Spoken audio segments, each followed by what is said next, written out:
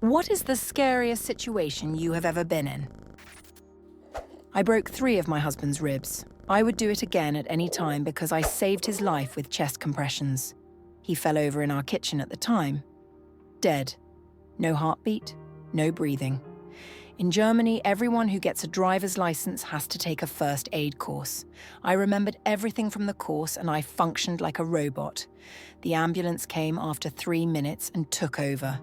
He's alive and he is doing well. The fear that I suppressed at that moment unfortunately caught up with me later. Live in the countryside. Had to walk a mile home in the dark on a winter night after watching The Omen in a friend's house. No houses between his and mine. I was about 12.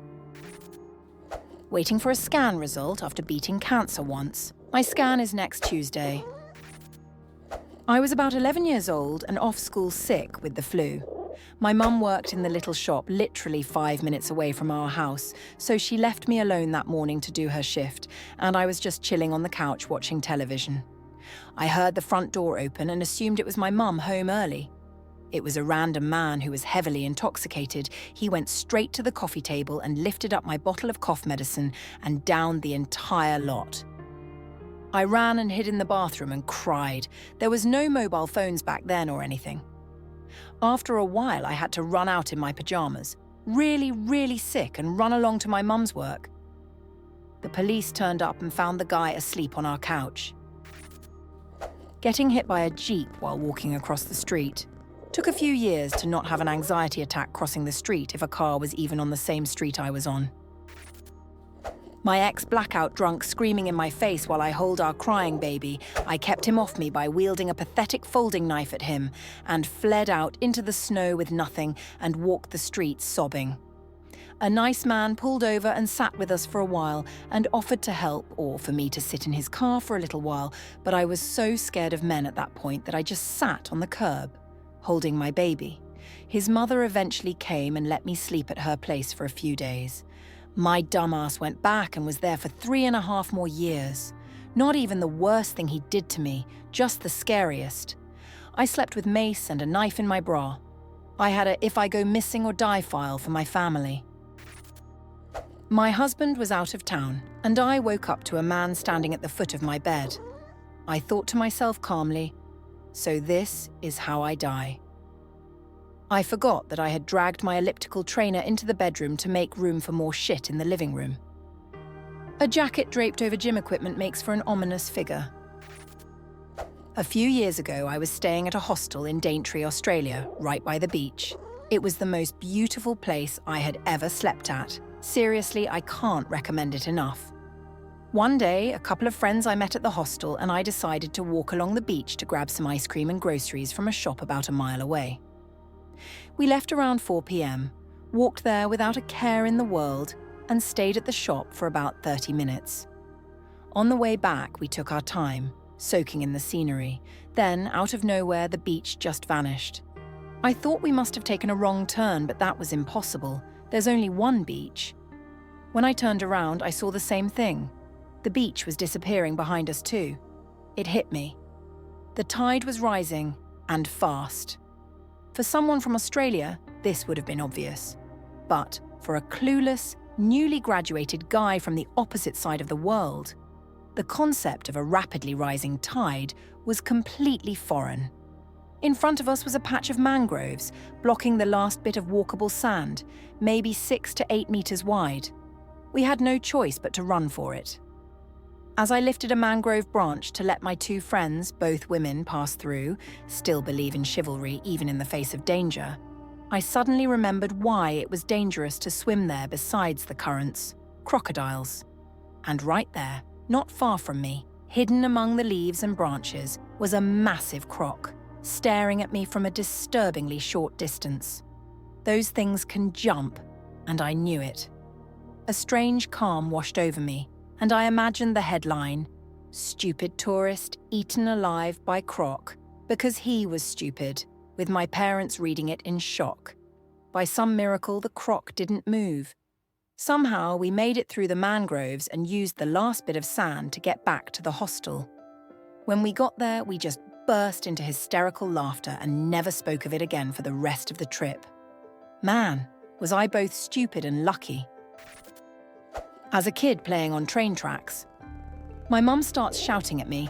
I look behind me and there is a train bearing down on me. Someone ran up there and pulled me off, but I was just stunned and couldn't move. There's these artificial rapids near where I live that people go down in inner tubes. Some people go down without a tube. You just have to be a very strong swimmer. Apparently, I overestimated myself. I got caught right in the rapid and couldn't break free. I clawed my way to the surface and got just a gasp of air. Then I was taken back under and didn't come back up until I was out of the rapids. Water is scary. I was tasked with repairing a light 80 feet up in the air at a baseball field. My company rented a 110-foot boom lift to give me access, but the ground was soft from rain the night before. I called my boss to express my concerns, telling him the lift was too heavy for the soft ground. He instructed me to call the client and get their approval. The client agreed, taking full responsibility if anything went wrong. After informing my boss, he insisted I proceed with the job. As I was up there, fixing the light, I happened to glance at the railing of the lift. It wasn't parallel with the horizon. I was 80 feet in the air, and the lift was slowly tipping over. Panic set in as I started lowering the lift, a painfully slow process. I knew that at any moment it could tip past a certain point, triggering a safety feature that would disable my controls. Miraculously, I made it down safely. Had I not noticed the railing, I might not be here today. Once on the ground, I saw how deeply the lift was buried in the soft earth. The client tried to pull it out with a tractor, but the chain snapped. I had to call a tow company, but they didn't have the equipment to get it out. After waiting for hours, another tow company arrived and had to bury anchors in the nearby asphalt just to pull the lift out. Total work hours that day, 16. Total near-death experiences. 1. Attention to detail saved my life. Last December, I was driving home when suddenly I started having tunnel vision and felt like my chest was empty, and I pushed the ECG button on my Apple Watch. I pulled over and asked my wife to drive me to the fire station. My heart rate was about 230 beats per minute, and I was in sustained ventricular tachycardia for over 3 minutes before my rhythm returned to normal. I didn't lose consciousness, but I felt like I was standing on the edge of oblivion. Ended up with a pacemaker and no explanation why I'm still alive. Fucking scary. A guy flipped out on me and my dad at the checkout line in a grocery store. I was asking my dad if we forgot anything, and the guy in front of us flipped out on us. I guess he thought we said something to him. Anyway, he storms out swearing at us. We just brush it off. He was waiting outside for us in his Dodge Challenger and tried to run us over twice. We just barely managed to get back inside the store. We beg the employees to call police. They tell us it's not our responsibility. If someone was trying to kill you, then you call the cops. We haven't been back to that store since. I lost control of my motorcycle while going 80 miles per hour.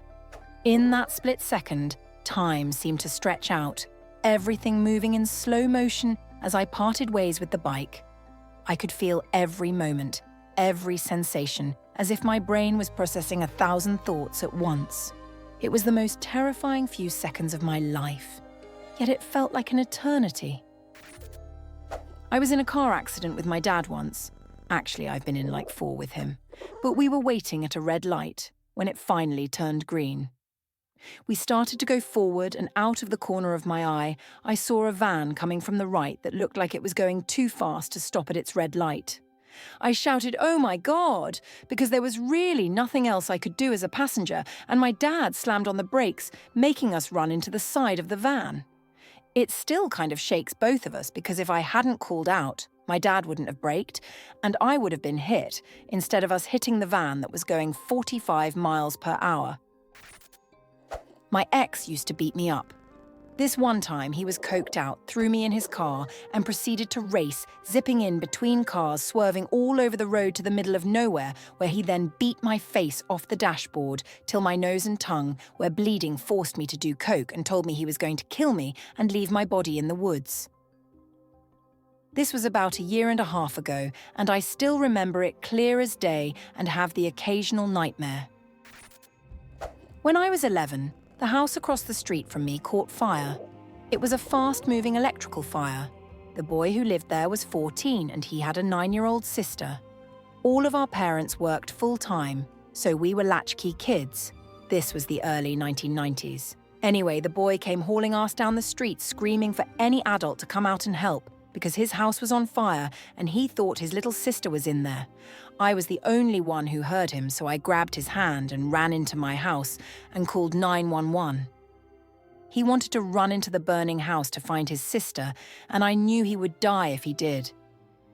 I was a scrawny, spindly little girl, 5 feet 6 inches, and maybe 75 pounds, and he played defence on the football team at 5 feet 8 inches and probably 150 to 170.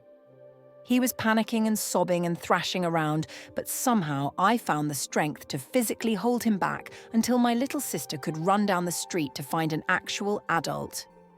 I guess it was adrenaline or something. All I knew was that the only thing standing between that kid and a horrible death was me. The good news is that his sister wasn't in the house after all. She'd gone to a friend's house without telling him. But for about 15 minutes, we were sure she was in there burning, and I had to stop him from burning with her.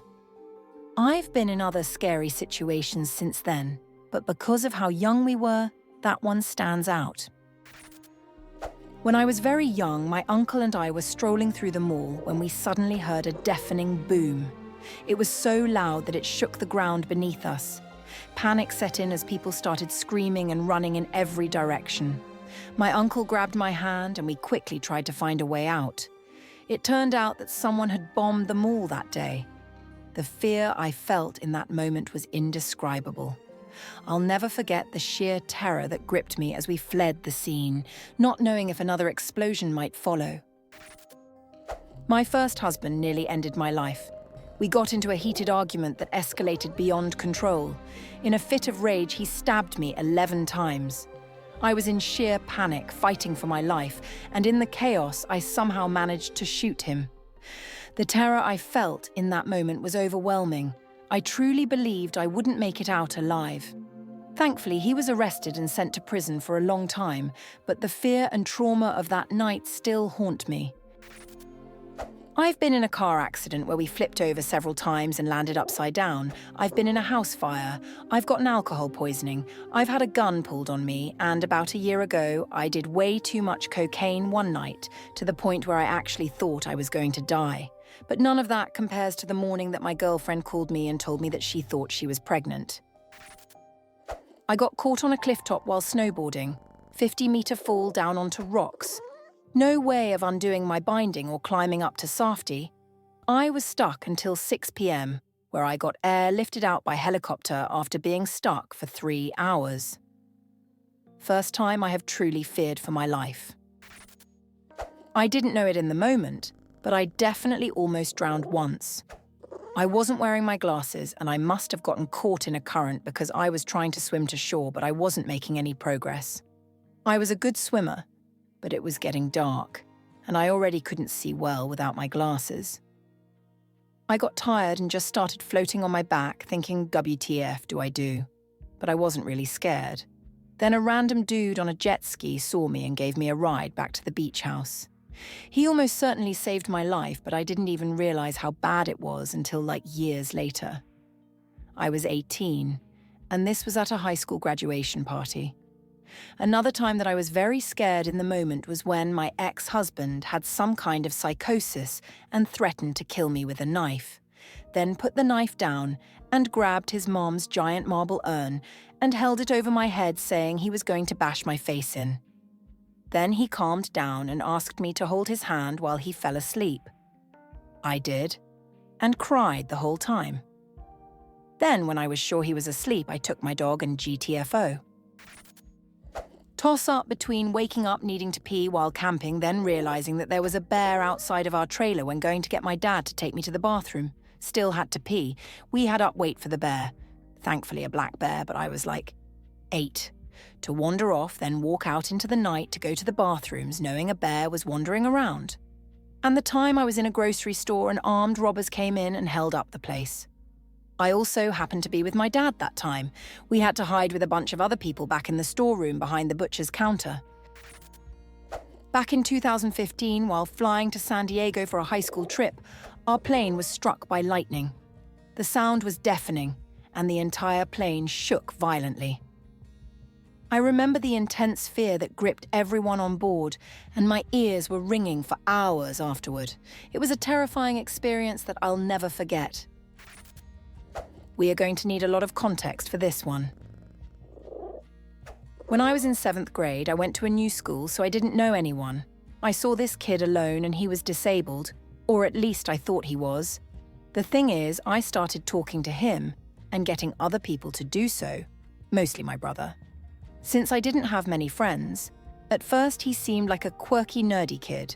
I have been calling him a kid, but honestly, he looked like an adult. But as I got to know him better, I realized why he was alone. The fact is that he harassed every girl and told them he liked them. Not even teachers or little kids would be safe.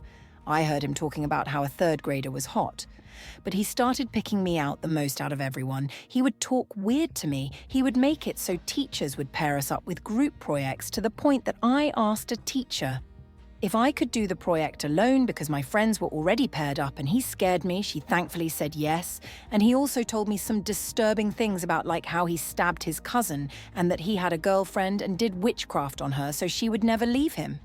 The worst thing he did was around the end of the school year. We were in the lunch line and we were pretty close to each other, and he started rubbing his thing against me and touching me. I told him to stop and back off, but he refused. A guy that was ahead of me and was my friend traded places with me. You may ask, where was the principal during all of this? She was well aware of his behavior, but she let him continue because he was disabled, which is really creepy considering that her daughter was my classmate and one of the teachers was also her daughter. She only took matters into her own hands after my mum threatened her, and she didn't even said anything.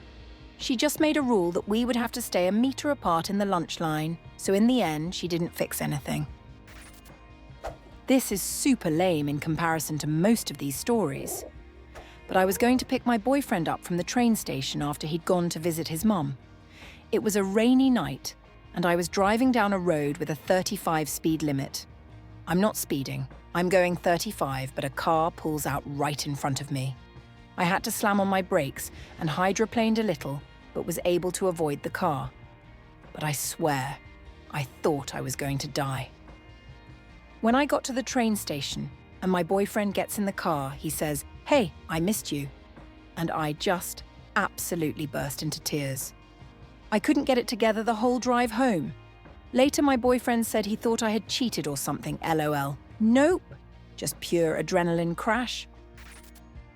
I was on a plane that caught fire while we were flying over the Gulf of Mexico, about an hour from land. The fear was paralyzing as we sat there, trying to stay calm, knowing help was far away. Even years later, the experience left me with a deep fear of flying. I found myself hanging off the side of a 3-story IKEA parking lot. It was a moment of pure terror, realizing how close I was to falling. My heart was pounding as I desperately tried to pull myself back up. That experience left me shaken, and I still get chills thinking about it. Nearly got into a head-on collision because some dude decided to text and drive. My heart stopped for a second. Was involved in an approximately 8-car wreck at the tip of Florida on the way to Key West. 2 cars smashed together right in front of me, and the car I was in managed to squeak through as they parted without much damage other than flying debris and glass. Cars were on fire, 1 car had the front ripped right off and a dead person in the car. Bloody kids stumbled out of 1 SUV and all the other occupants were dead. It was absolutely insane. I asked my dad to look after my cat when I went away on Monday. However, he ended up entering my house on the wrong Monday while I was still half asleep. I woke up to the sound of someone moving around in my home, and for a moment, I was paralyzed with fear, thinking it was an intruder. When I finally realized it was my dad, the relief was overwhelming, but the initial terror I felt was intense. It's funny now, but at that moment it was absolutely terrifying. How the hell do adults make friends? Find a group of people doing an activity you like to do. Adults make friends by finding common interests and showing up consistently. Beer. Adults make friends by finding common interests, joining groups or activities, and being open to new experiences. It often takes effort and consistency, but starting with shared hobbies or mutual connections can make it easier. Step 1. Find someone who shares your interests. It could be through a hobby, at work, or even online. Step 2. Awkwardly try to schedule a hangout, juggling both your busy schedules and hoping it doesn't fall through. It might take a few attempts, but eventually you'll settle on a date that works. Step 3. When you finally meet up, bond over the shared struggles of adulting, complaining about work, bills, and how tiring life can be. It's in these moments that true friendships often form, as you both realize you're not alone in navigating the complexities of adult life. Keep showing up to the same places, gym, coffee shop, whatever. Familiar faces eventually become friendly faces. When people have kids, they often end up making friends with the parents of their children's friends. It's an easy way to connect because you already have something in common: raising kids. School events, play dates, and birthday parties create opportunities to build these friendships, and before you know it, you're sharing parenting tips and bonding over the joys and challenges of raising children. Alternatively, join a sports hobby, etc. group to meet like-minded people. You will already have a common interest, the basis of lots of friendships. Work, hobbies, just random interactions, but I'm an extrovert, and because of that, I will talk to anyone, anywhere, about anything. Some people like the way I am and want to be friends. The downside of it's that some people think I'm their friend just BC, I talk to them a lot. Join a community that you're interested in. Sport-specific gym like CrossFit, powerlifting, strongman, etc. Car club, volunteer at your local animal shelter.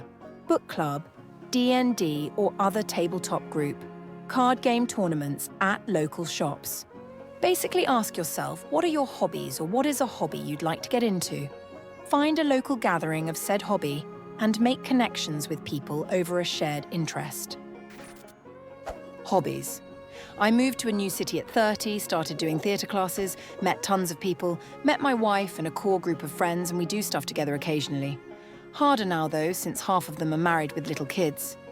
I think things will get better in a few years and kids are older and can go do their own thing without needing constant supervision. Adults make friends by strategically placing themselves in places where people are forced to interact, like kids' soccer games, PTA meetings, or even the break room at work. It's like the adult version of, if you build it, they will come. But instead of a baseball field, it's a coffee machine and a shared sense of existential dread. So as via satellite? But honestly, we don't make many new friends. We acquire acquaintances. And if you're asking to get them, I think groups and clubs you're interested in. We have 1 to 3 down-arse friends we have had growing up. They get the same energy you give your family because you built that dynamic over 25 years. They grew with you. Your family becomes your life. Your partner is your best friend. But I can only say as my experience and opinion. After high school, making new friends became a lot harder for me. The only place I've been able to form real friendships is at work. One of my closest friends today is actually a co-worker. We started off just chatting during lunch breaks and gradually realized we had a lot in common. Over time, those casual conversations turned into deeper discussions, and now we hang out outside of work regularly. It's funny how a shared workspace can bring people together in ways you wouldn't expect, but I'm grateful for it. Usually my wife is the one who makes new friends, and I just tag along. She's much better at socializing, and I'm more introverted, so it works out. She'll set up plans, and I'll join in, and before I know it, I'm making connections too. It's kind of like having a social life by proxy. That's the funny part. They do not make friends. Most of friends that you met in your adulthood are known strangers. Never expect a friendship like when you were young. Talk to adults and ask them if they would leave their house keys to their friends. Can happen? Yes, but it is hard. Understand it as another type of friendship. Edit. Of course, depends on where are you and how are you. However, most of the people you meet are because you are neighbours, workmates, friend of a friend. The problem is, what do you think a friend is? People have less time and having a friend is a heavy investment. For me, making friends used to be easiest at work. I'd connect with colleagues over projects, grab coffee together, and friendships would naturally form. But now that I work from home, those opportunities have mostly disappeared. I find myself spending more time alone and it's definitely quieter. However, I'm fortunate to live with my partner, which makes all the difference. It's not the same as having a wide social circle, but it's comforting to have someone close by so I don't feel lonely even in the quiet moments. Beer, sports, food, couch. To make friends as an adult, sometimes you just have to put yourself out there. Join clubs, attend events, or go to social gatherings where you can meet people with similar interests. It might feel awkward at first, but it's all about taking that first step. Once you start connecting with people who share your passions, friendships can develop naturally. The key is to be open to new experiences and give yourself the chance to meet others, even if it feels uncomfortable at first. Before focusing on making friends, it's important to develop more hobbies or interests. Friendships don't usually form from just 1 or 2 chance meetings. They need time to grow. You have to be in the same place, doing the same thing over multiple weeks for real connections to happen. Whether it's joining a club, taking a class, or getting involved in a community activity, the more you engage in regular activities, the easier it becomes to meet people and build lasting friendships. First, you put on a show, tailoring your behaviour to match the quirks you perceive in potential friends. Once you've gained their trust, you move on to the next person and repeat the process, playing both sides to keep everyone satisfied. Keep this up, and before you know it, you've somehow managed to create chaos, leaving a trail of confusion and broken friendships in your wake. It's almost like you've single-handedly disrupted the entire tri-state area just by playing everyone against each other. The key to making friends as an adult is to find something you genuinely enjoy and then do the social version of it. If you love gaming, try playing multiplayer games to connect with others. Into Dungeons & Dragons? Look for an in-person table nearby. Enjoy running? Join a local running club. The idea is to take what you already love doing and find a way to do it with others who share your passion. It's a natural way to build friendships around shared interests. The process of making friends as an adult often starts simply by meeting new people. Whether it's through work, a social event, or even just random encounters, the key is to keep an open mind. If you find that you click with someone, maybe you share similar interests, humour, or just have an easy conversation, then take the next step and try to hang out with them outside of that initial setting. Suggest grabbing coffee, catching a movie, or doing something you both enjoy. It might feel a bit awkward at first, but that's just part of the process. Building friendships takes effort and initiative, and sometimes it means stepping out of your comfort zone. But if you find that connection, it's worth pursuing.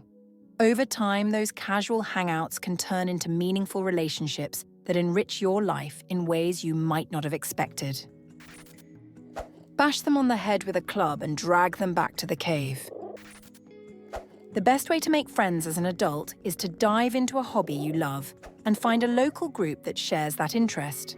Whether it's running, gaming, or something else entirely, joining a group gives you the chance to meet people with similar passions. Attend group meetups and start conversations with others about your shared hobby. It's even better if the activity involves grabbing a beer or hanging out in a relaxed setting at some point. It helps to break the ice and make connections feel more natural. For example, my wife and I had been living in our area for 6 years and didn't really have any local friends. It wasn't until we joined a local running club last year that things started to change. Suddenly we were meeting new people, getting invited to group events, and even found ourselves playing D&D with some of them. What started as a simple hobby turned into a solid social circle. Now we have friends who we see regularly, and it's made our lives so much richer. Making friends with your neighbors is one of the easiest ways to build and maintain friendships as an adult. The proximity makes it convenient to hang out, and you're more likely to see each other regularly. If you live less than a block away, you've already removed a huge barrier to maintaining a social connection. A great way to break the ice is to fire up the smoker, fill a cooler with beer, and invite your neighbors over for a casual get-together. It's a relaxed setting where people can bond over good food, drinks, and the shared experience of living in the same community. Making friends as an adult can definitely be a challenge, but it's totally doable. Here are some tips that might help. 1. Expand your interests. Join groups or clubs that focus on activities you enjoy, whether it's a book club, sports team, or hobby class. This gives you a built-in topic to chat about with others. 2. Utilize social media. Platforms like Meetup or local Facebook groups can help connect you with people in your area who share similar interests. 3. Volunteer. Getting involved in community service not only feels great, but you also meet compassionate people who care about similar causes. 4. Reconnect with acquaintances. Reach out to colleagues, neighbors, or even friends from school. Sometimes reconnecting with someone you already know can lead to a deeper friendship. 5. Be open and approachable. Smile, start small conversations, and be willing to share a little about yourself. Sometimes it just takes a friendly hello to start a connection. 6. Attend events. Go to local events, workshops, or lectures that interest you. You never know who you might meet, and being in a shared environment makes interaction easier. 7. Take the initiative. Don't be afraid to invite someone for coffee or to hang out. Adults often expect friendships to just happen, but sometimes you need to make the first move. Remember, it's normal to feel awkward at first, but putting yourself out there is key. Good luck, and have fun making new connections. Making friends as an adult can feel a lot like dating, just without the romance. You meet people through activities or hobbies you enjoy, and the key is to keep things casual at first. Whether it's chatting after a group activity or during a shared interest, the goal is to make connections without putting too much pressure on it. Show genuine interest in the other person's life and experiences, and over time, those casual conversations can evolve into meaningful friendships. It's about being open, patient, and allowing things to develop naturally. Sometimes making friends as an adult happens completely by chance. I met my now best friend a few years ago when we were both stuck on a stranded train together. We started talking to pass the time, and that random encounter turned into a strong friendship. It really shows that just being open to meeting new people can lead to unexpected and meaningful connections. You never know when or where you might meet someone who will become an important part of your life. One way to make friends as an adult is by going to a bar with a pool table and asking around for a game. It's a great icebreaker, and you'll start to recognize the regulars if you keep coming back. Over time, casual conversations during the game can turn into genuine friendships. The relaxed atmosphere of the bar makes it easier to chat and connect with others, and before you know it, you'll be part of a social circle that enjoys hanging out and playing pool together. If you're a professional, you won't have friends like you did when you were a kid. Me, I'm in a dream job to which many are called but few chosen, and if you're not married to it, you don't get to do it at all. No, I can't stay out till midnight drinking. No, you can't call me at 3 a.m. because you found out your boyfriend is cheating. I need to be up at 5. That's just how it is. Getting into hobbies with a local scene is a great way to meet people who share your interests. Going to the weekly Yu-Gi-Oh! Tournaments near me has helped me meet with some really great people and make new friends. What do you like to do? To make friends, it helps if you're in a classroom or at work with people seeing each other all the time. But that's not the same as share interests. Do you like to drink? Go to a bar and check other tables. Do you like to play games? There's classics like chess, and you can be at a park waiting for some challenger. The same with other games. Do you like to dance? Go to a dance class, the same as cooking or other activities. It's more easy as a kid, teen, but not impossible as an adult. Go outside. Which historical figure is often considered a hero but was actually evil? Most people you've ever heard of in a position of power. Einstein treated his wife like shit and then banged his cousin. For some reason, this is really common in history. Henry Ford was a mixed bag.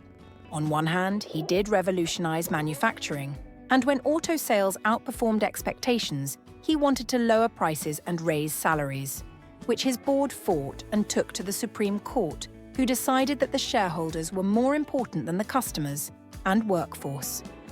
On the other, he was a eugenicist and supportive of fascist movements in Europe. If you want to get a different perspective on the Kennedys, you should definitely check out Maureen Callahan's book, The Kennedys and the Women They Destroyed. It's a real eye-opener that dives deep into the darker side of this famous family. The book reveals how the Kennedys, who are often celebrated as American heroes, had a long history of mistreating the women in their lives.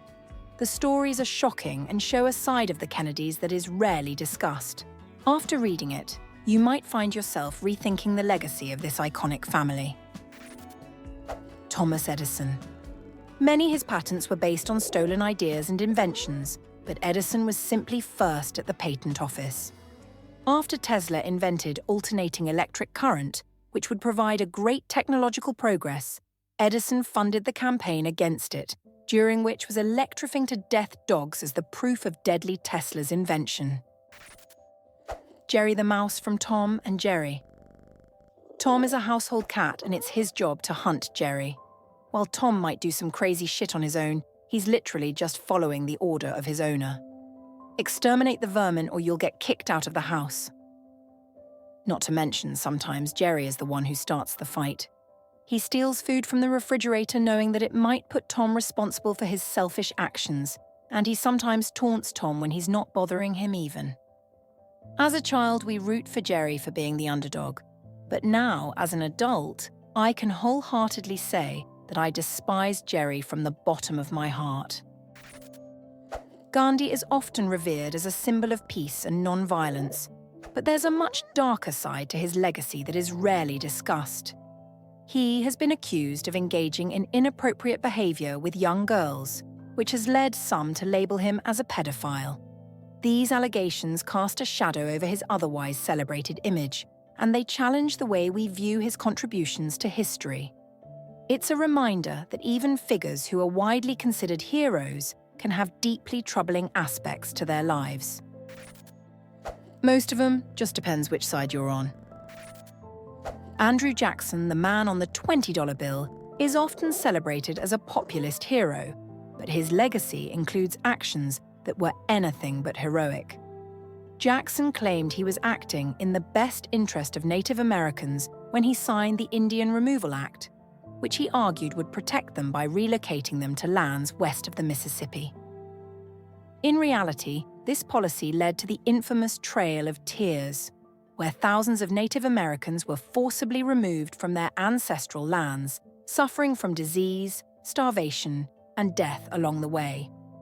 Jackson not only implemented this devastating policy, but also lied about its intentions, presenting it as a benevolent act while knowing the harm it would cause.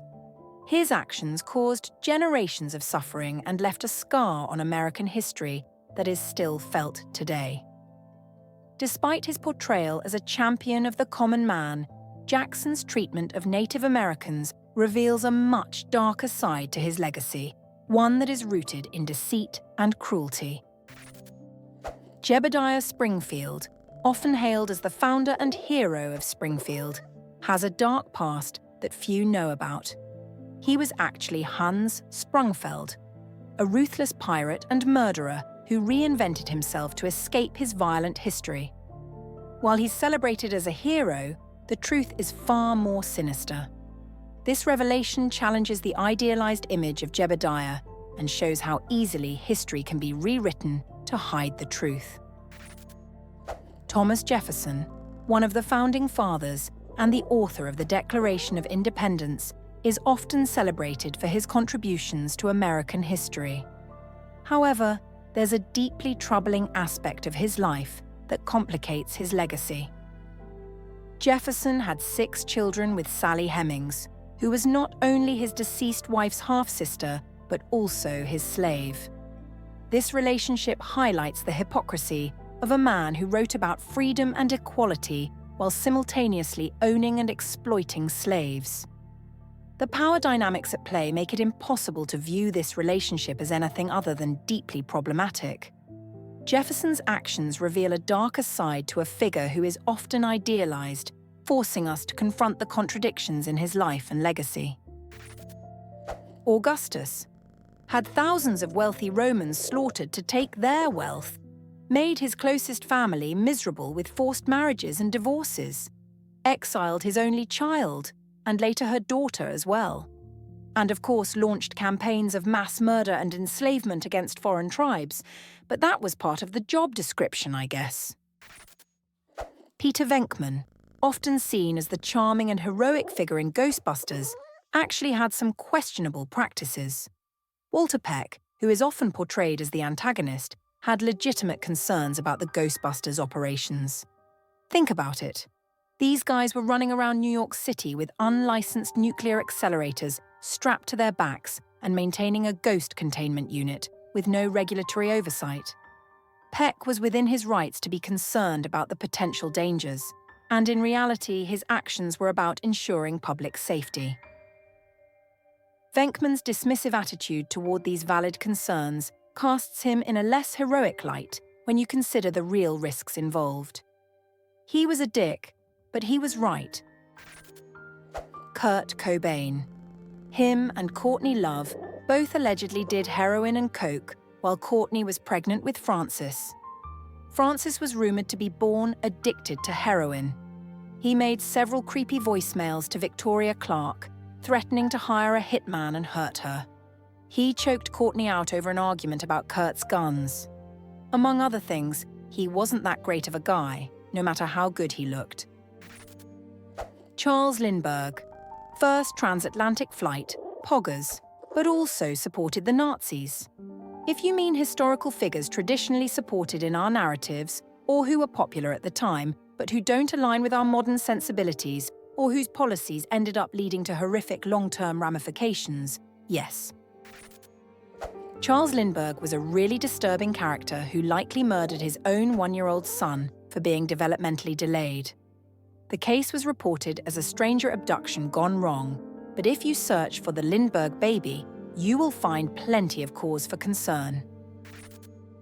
Most of the heroes that died in the Alamo were shifty degenerates that were running from legal problems or financial ruin.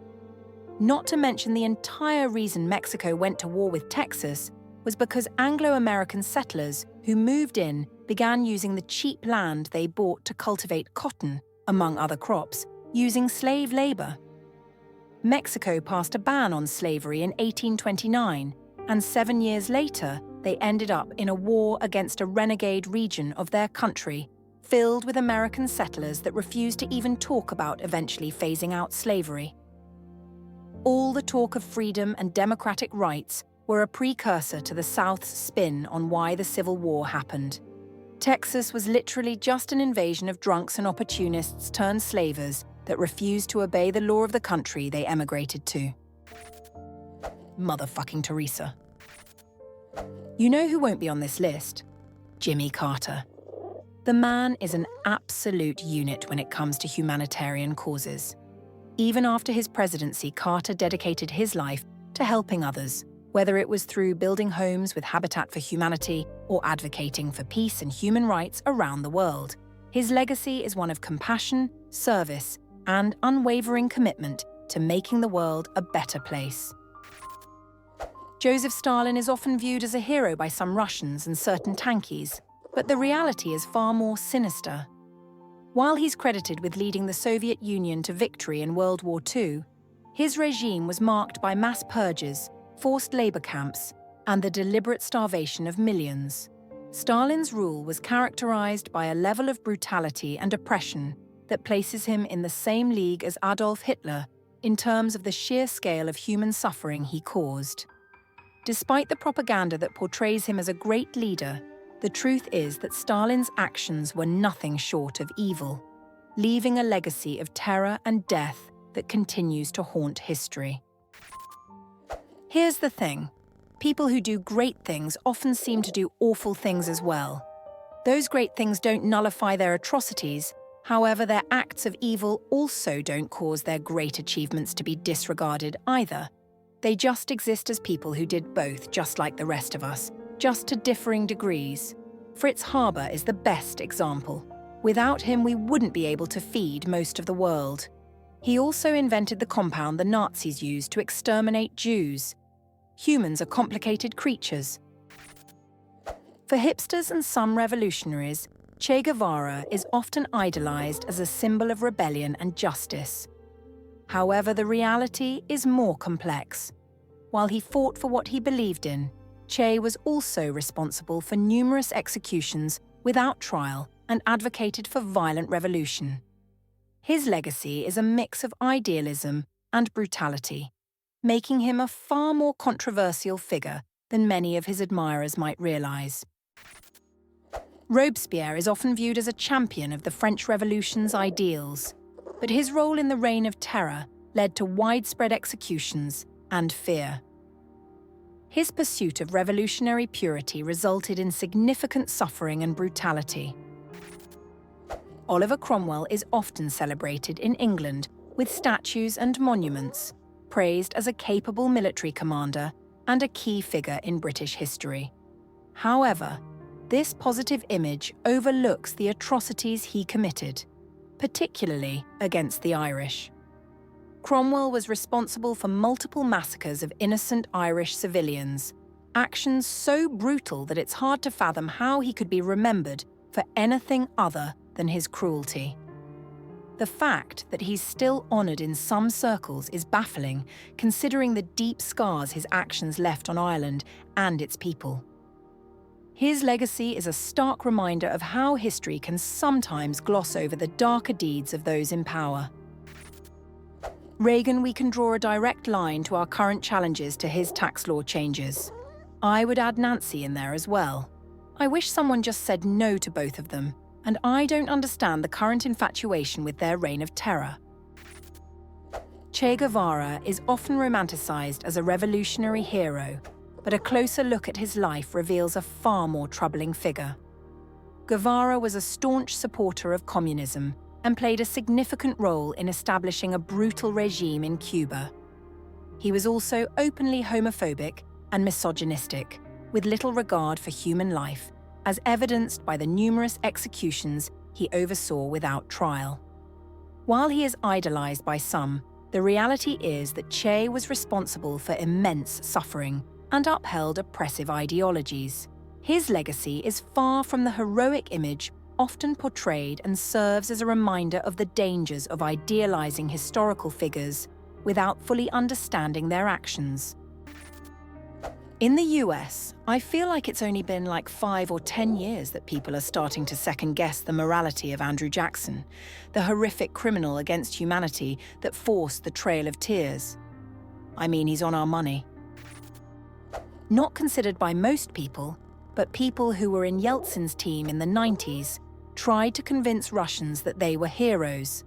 They saved Russians from famine and freeze, provided vital reforms, and didn't reach the end of the crisis. In fact, these reforms were prepared before their arrival and provided very hastily. With the dissolution of the Soviet Union, it put the whole Russian economy in a very difficult position. And then they didn't do anything to fix it, only begging for loans from the IMF and investing in pyramid schemes. Mao Zedong is often remembered as the founding father of modern China, but his legacy is deeply tainted by the atrocities he committed. Under his rule, millions of people died from famine, persecution, and political purges. Despite his significant role in shaping China, the human cost of his policies is staggering. Mentioning Mao's darker side can still be controversial, but it's essential to acknowledge the immense suffering he caused. George Washington. By all accounts, George Washington is at best an asshole, at worst, a war criminal. The Iroquois called him town destroyer for his genocide of over 40 Native American villages during the Sullivan Expedition. Thomas Jefferson considers him to be a despotic tyrant. George Washington is a hard master, very severe, a hard husband, a hard father, a hard governor. From his childhood, he always ruled and ruled severely. He was first brought up to govern slaves, he then governed an army, then a nation. He thinks hard of all, is despotic in every respect. He mistrusts every man, thinks every man a rogue and nothing but severity will do. He has no idea of people being left to themselves to act. He thinks that they cannot think and that they ought only to obey. Also, he signed the Fugitive Slave Law to prevent slaves like his escaped Owney judge from seeking refuge in other states. J. Edgar Hoover is often credited with founding the FBI and shaping it into a powerful law enforcement agency. But his legacy is far more controversial. While he did establish the FBI, Hoover also used it as a tool for his own personal agenda, primarily to gather dirt on political leaders and influential figures for blackmail purposes. His tactics included widespread surveillance, intimidation, and the suppression of civil rights movements. In many ways, Hoover's actions laid the groundwork for what some now refer to as the deep state, where government agencies operate with significant power and minimal oversight. Despite his contributions to law enforcement, Hoover's legacy is marred by the abuses of power that characterized his tenure. Almost every US president. Louis Mountbatten is often remembered as a prominent British naval officer and statesman, but there are deeply troubling aspects of his legacy that are frequently overlooked. Mountbatten has been accused of pederasty, and his role in the partition of India led to widespread violence and mass murder. As the last Viceroy of India, he oversaw the hurried and poorly planned division of the country, which resulted in the deaths of hundreds of thousands and the displacement of millions. The chaos and bloodshed that followed are a direct consequence of his actions, yet his darker deeds are often overshadowed by his public image. Mountbatten's legacy is a stark reminder of the devastating impact of colonialism and the personal failings of those in power. Churchill was considered a century outdated in his worldview even by the standards of the early 20th century. He was a massive bigot and staunch imperialist. He likely agreed with many of not all of Hitler's beliefs and fought against him simply due to his belief in British supremacy. That doesn't negate him being a hero, though he was still essential in achieving an Allied victory in WW2. He can be both a hero and a terrible person. George Washington and other US founders. The US Revolution is often painted as a glorious fight for liberty against a tyrannical empire. In reality, the UK was already one of most democratic countries in the world at this point, and the revolution was mainly motivated by the colonists' desire to expand west into the native lands Britain was guaranteeing, as well as fear at the growing movement in Britain against slavery. Gandhi, deeply racist and hypocritical scumbag who treated women atrociously, even by the standards of the time, and also a pedo. Harry S. Truman, one evil motherfucker. Go watch the film Downwind, 2023. It's streaming on Peacock. Basically, he had the First Nation people of the Western Shoshone and the Mormons of southwestern Utah labeled as low-use people so that they could test over 900 nuclear, atomic weapons on the Yucca Flat in Nevada, killing thousands through long-term fallout exposure. not to mention the 2 atomic weapons he authorized to detonate over Japan in 1945. Maybe unpopular opinion, Winston Churchill. He literally starved millions of Indian people and was a racist to boot.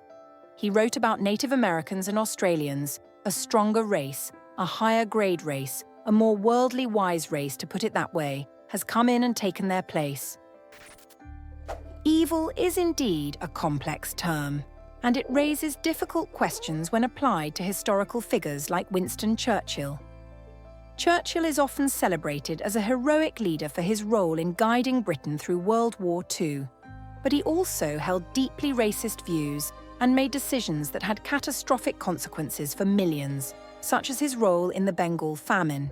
His heavy drinking and controversial statements add further layers to his complex character.